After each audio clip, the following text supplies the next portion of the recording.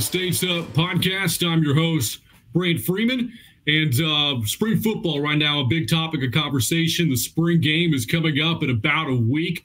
Texas State going to be taking the field on April the 13th, the first chance for Bobcat fans to see the team in action since that historic bowl win at the First Responder Bowl in Dallas, that win over the Rice Owls. A very special season this past year for a number of reasons. A lot of people were part of that success. Certainly, we talked a lot about head coach G.J. Kinney, his entire coaching staff as well, the influx of new talent. You know, and one of the players that came into the program last year is coming back again this season for what will be his sixth year of college football. So a vet, you know, on the team, a guy that's, into his early mid-20s almost now. That's Konner Fox. Konner came into the program from Kansas State, where he was for 4 seasons in the Little Apple of Manhattan. Now finds himself here in beautiful San Marcos, getting ready for year 2. He is our guest on this week's podcast. Bring him on now here to States Up. Konner, how are you? I'm doing great. I appreciate you guys having me on. This is awesome. Yeah, Konner, we had you on, during the Eat 'em Up radio show this past year during the season. So great to be talking to you, as we get ready for spring football here and year 2 for you, at Texas State. This will be your graduate senior year. You're from San Antonio, so you grew up not too far from San Marcos, played at Reagan High School, which we'll talk about here in a bit. This will be your second year here with the program. A year ago, 7 starts. You did battle some injuries, but came back towards the middle of last year, wound up, again, starting 7 games, played in that bowl game, the win over Rice. You got your first career collegiate touchdown against Georgia Southern in what was a very memorable win as a clinched bowl eligibility for this team. And, of course, they went on to play in a bowl game later on as well. So take me back to the journey for you from this past season between, going through injuries, being able to come back from that, play as well as you did, have that touchdown, against Georgia Southern, playing in the bowl game. How was that all? How was it all for you? Well, I started off by just, thanking the coach and staff for plucking me out of the portal. I appreciate the opportunity that they've given me to come down here to San Marcos and play for Texas State. It's been unbelievable. This past season was a special one. There was a lot of firsts for everybody. I really enjoyed the season, the process. It was a change from where I came from. But it was wonderful. Coach Kinney does a great job with his staff in organizing everything, the practice schedules. It's all around just incredible. So I mentioned again, you spend 4 years at K-State, and you didn't get a ton of playing time there. You come to Texas State, and you're a little bit more involved with the offense, right? Starting tight end. You had over 100 yards receiving this past season, the most by tight end here since 2019. I mentioned the touchdown, though. I want you to take me back to that. If I remember, you're going towards the north end zone. You guys were in the red zone. It was a play designed for you. What do you remember about that play? Well, I remember it getting signaled in, and I just thought to myself, well, here we go. Here's the first one. I mean, because we've practiced that play hundreds of times, and I've caught that ball hundreds of times. But getting it out into a game, and I'm back healthy finally. It was such a wonderful experience. I'll never forget it. All the guys running up, and hopefully we've got many more of those to come this upcoming season too.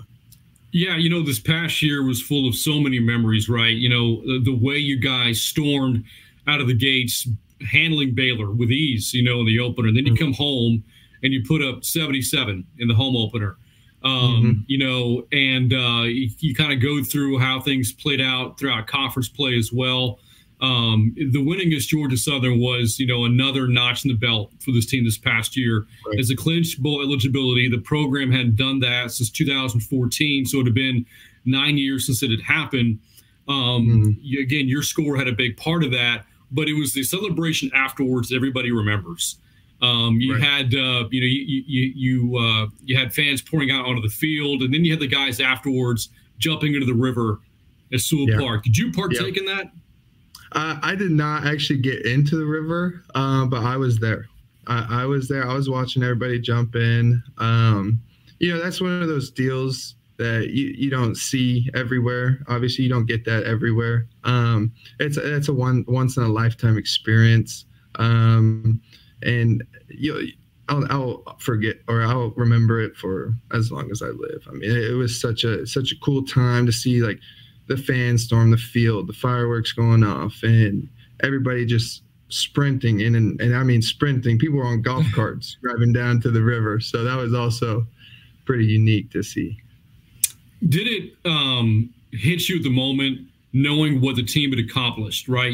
This fan base here has been so hungry for a winner, and you can tell. The turnouts last year, right? Fans went to Baylor, fans went to UTSA, right. Fans came to the home games, fans certainly went to the bowl game, as we know. The concession stands can tell you that fans came out, to Dallas, right. Because the fan base here again was just starving for a season like the one you had. Yeah. Did it hit you? What the success of the team meant to the fan base here? I know it meant a lot. It means a lot to the entire fan base. But at that point in time in the season, yes, we did get bowl eligibility. But that wasn't the end goal. We had to keep our mind right and not get, they always say, seduced by success. You can't be seduced by success. Okay. And our mission is a conference championship, and we didn't do that last year. And so this year, that's the plan, that's the goal. That saying, seduced by success, I've always liked it. It kind of just keeps your mind right, keeps you focused, that's something that I try to pour into some of these other guys too. Just stay focused, and we'll get to where we want to be. It's a great way of putting it. It reminds me of what Pat Riley used to say. He was a legendary head coach for the Lakers, later the Knicks and the Heat. He won titles with the Lakers in Miami. And he described what he called the disease of more. When guys win a championship and then they want, this isn't necessarily correlated to college so much, but they want more money, or they want more playing time, or, and they tend to lose focus of the ultimate goal of winning a title. And I was going to ask you about, what is the encore for this team? What you did last year was historic, tremendous. It's a season nobody will ever forget. But as you said, it feels like the goals are bigger this year. For yourself, for the team, expand on that. What would you say the goals are for 2024? Absolutely. I don't have a doubt in my mind. We're going to the college football playoffs.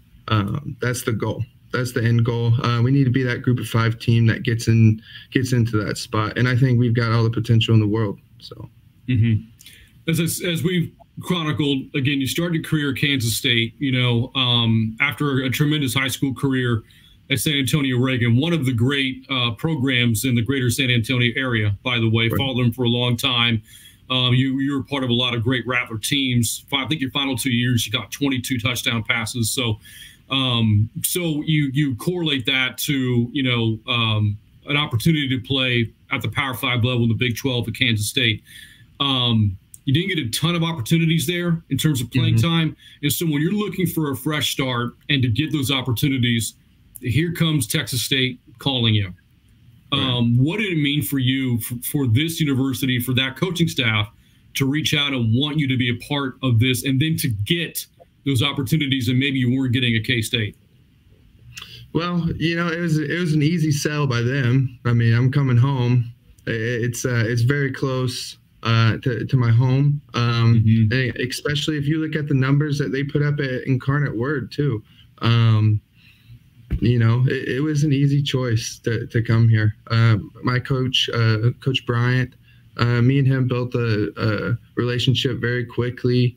Especially with all the coaches that I talked to during that process, it felt good. It felt like this is where I needed to be, and it's been such a wonderful experience so far. You mentioned your position coach Will Bryant. I want to talk a little bit more about your head coach G.J. Kinney and your coordinator Mac Leftwich. You talked about their time at UIW, and we all know that.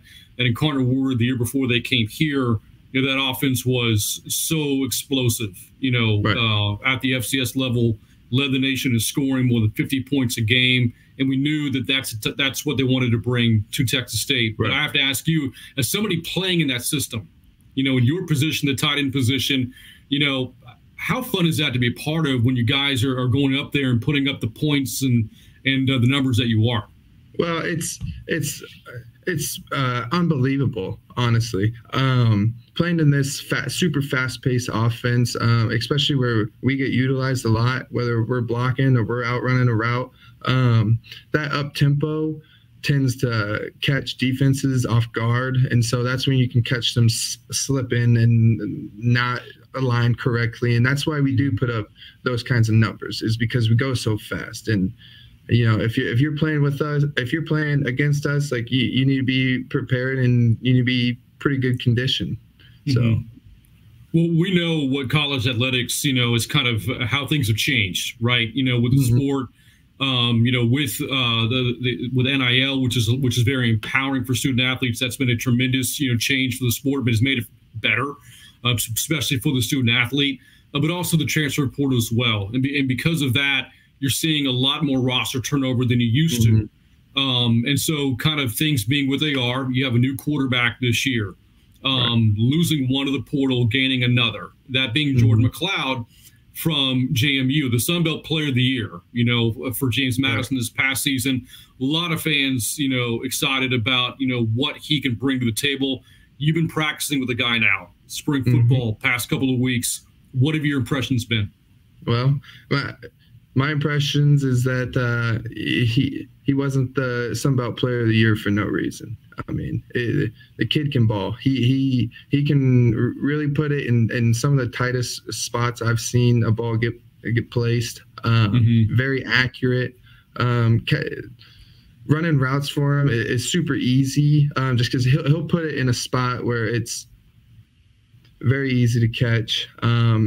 I heard somebody describe him as a point guard, which is exactly pretty much what he is, you know, just finding the right people at the right time and putting it in the right spot. And it's really cool to see, from where we were at last spring to this spring.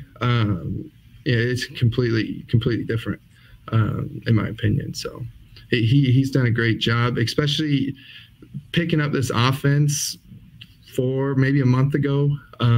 He's done a heck of a job so far. And we're going to have a scary offense. So I would expect so, you know, with adding somebody like that, you know, with the retention that you have, you know, you're back, Ishmael Mahdi is back, Joey Hobart is back, Cole Wilson is back. So I think the expectations are for the offense to be, you know, dynamite again. Before we jumped on the podcast, Konner, I decided to look you up on social media. You're not hard to find. You can't say that for other athletes. So your Twitter handle is your name, at Konner Fox, you know, spelled just the way that your name is. For example, your now former teammate Jordan Revels, his Twitter handle is the Flyest Vulture. A little bit harder to find when you're trying to just locate the dude on Twitter. That's right. You're pretty easy. So I'm going through your Twitter timeline, and I'm seeing a lot of football stuff, not just with your program, but, you know, some retweets and some comments, you know, about the Super Bowl. I saw a great thread about George Kittle's journey, how he goes from high school to Iowa, you know, and just barely kind of got on there with the Hawkeyes. Now we know what he's done with his career. I get the sense you consume a lot of the game, right? You're a student of the game, always kind of studying others and yourself in an effort to get better. How much do you love the game? You know, I've honestly never been asked that before. But this game, to me, it's done so much for me. It's done so much for my family. Not only the full scholarship part helping me out, but having like the family camaraderie at the games, and you know that's special to me. That means a lot. And you know, I don't know what I'd be doing without this game, honestly. Maybe, I don't know, maybe basketball or something. Baseball, probably not, but I love this game a lot, and I do follow a bunch of stuff. Obviously, like you saw on my Twitter, the George Kittle thing, the Super Bowl. Those are for the Super Bowl. I had two of my former teammates on the Chiefs, so that was a congratulations tweet at them. Just those are some of my guys, and they'll always be. So just giving them a little shout out. Well, nice. So, nice and respectful of your former teammates at the next level. So we're talking about George Kittle and his last name with a K. And I bring this up. I think we talked about this when you came on the Eat 'Em Up radio show. So your family, your parents are Keith and Karen. Yep. Those are traditional K names. You're Konner, and your brother's name is Cody. Traditionally, those names are spelled with C's. It's not unheard of for them to be spelled with K's, but they are for you guys. I have to imagine this was done intentionally by your parents. Yes, sir. 100%. Yep. It's funny. Roger Clemens did the same thing, but of course, he's doing so because of strikeouts in the letter K for his kids. But tell me more about your family, and your upbringing in San Antonio. And we talked about how much you love this game. Where does that love come from? Well, that love comes from growing up around sports. My mom was a head track coach at Madison High School for a little bit. I think right before I was born. And my dad was a basketball coach at East Central in San Antonio. So they were coaches, but they also both played in college. My dad was a point guard at San Angelo State, and my mom played volleyball at San Angelo State. So I grew up around sports my entire life. I had an older brother, who he was 2.5 years older than me. So I got I was able to get tougher, getting beat up on as a kid, having a 2.5 year older brother. So, just being around, watching TV. I'm pretty sure I always slept with like a basketball or something. So I think I was born to play sports. The San Antonio. What else did you ask about that? So yeah, just your upbringing, with your family, you're being in San Antonio, that kind of thing. What I also wanted to ask you about is, I mentioned this is your 6th year now of college football. You're one of the elder statesmen on this team. Yeah.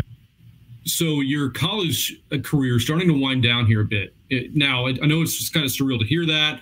And you have, all the way through December, maybe January to play through, depending on how well things go this coming year. So the finish line is still a ways off, but it's coming. So for you, what's next? What's next? Right now, I'm set on working as hard as I can right now, in the moment, and hopefully during the season, if things work out well, I'll be declaring shortly after that for the NFL. I think that's always been my dream, is to make it there. So during next spring, I will be training for the draft and hoping to make it and represent Texas State there at the Combine. And I think what will go a long way too, Konner, is the ability you have in the run blocking game. PFF rated you as the 6th best blocking tight end in the Sun Belt, and I did reference that George Kittle thing on your Twitter feed, and I read through the whole bit. And one of the things that he said that going into senior year, he knew if he was going to be at the next level, he had to be a better blocker. He could catch passes for days, he could score, but like at the next level, you have to be you got to block guys who are 6'5", 270, right? The tight end position. Right. How much do you dedicate yourself to that part of the game? Everybody wants to be Travis Kelce, right? Or Kittle, and catch passes and rack up 100 yards. But being a blocking tight end, how much do you dedicate yourself to that? I spend tons of time on it. Whether it's watching your first step or your second step, your hand placement, your hat placement, just picking up on little details like that during the film session.